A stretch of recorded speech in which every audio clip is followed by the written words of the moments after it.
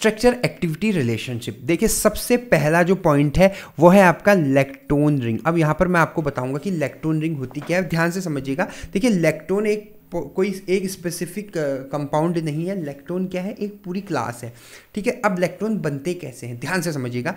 जब भी एक सिंगल मॉलिक्यूल के अंदर जो हाइड्रोक्सिल ग्रुप होता है, OH ग्रुप होता है, वो कन्वर्ट होता है COOH ग्रुप में, ठीक है, COOH ग्रुप में, जिस मतलब ईस्टरिफिकेशन हो जाता है। मतलब ये क्या हो रहा है, अल्कोहल एसिड में कन्वर्ट हो रहा है और ईस्टर बना रहा है, तो जो है आपका उसको हम बोलते हैं लैक्टोन रिंग, ठीक है। अब जैसे फॉर एग्जांपल ये एक कंपाउंड है आपका डबल बॉन्ड O, ठीक है, ये ज़्यादातर यही रिंग जो है आपका मौजूद होती है, ठीक है। आपको दिखेगी, जब आप स्ट्रक्चर देखेंगे तब आपको पता लगेगा। ऐसा नहीं कि एक ही होता है, आपको ये भी हो सकता है।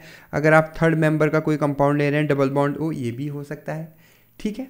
ये भी लैक्टोन हो सकता है, ये भी लैक्टोन हो सकता है, लैक्टोन कुछ भी हो सकता है आपका, ठीक है। इसमें क्या होना चाहिए, C डबल बॉन्ड O, मतलब COO ग्रुप होना चाहिए। जैसे इसको देखोगे आप, यहाँ पर CO और O, यहाँ पर भी देखोगे CO और O, मतलब इसमें क्या होना चाहिए, COO ग्रुप होना चाहिए, उसको हम बोलते हैं लैक्टोन रिंग। ये जो लैक्टोन रिंग होता है ये बहुत ज़्यादा इसेंशियल होता है फॉर द एक्टिविटी।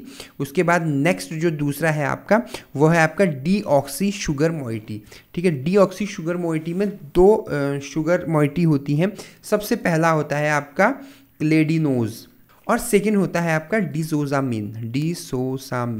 अब ये दोनों शुगर हैं आपके, शुगर मोइटी है, जिसमें ये जो क्लेडिनोज है ये एंटी बैक्टीरियल एक्टिविटी, ठीक है, इसके लिए रिस्पॉन्सिबल होता है। और जो सेकेंड वाला है आपका वो बैक्टीरियल राइबोसोम, मतलब बाइंडिंग लिख लेते हैं, राइबोसोम में बाइंडिंग के लिए बहुत ज़्यादा इसेंशियल होता है। ज़्यादातर ये C5 पोजीशन पे एक्ट करता है और ये C3 पोजीशन पे रहता है आपका। तो इस तरह से दो शुगर है, ये भी बहुत ज़्यादा इसेंशियल है।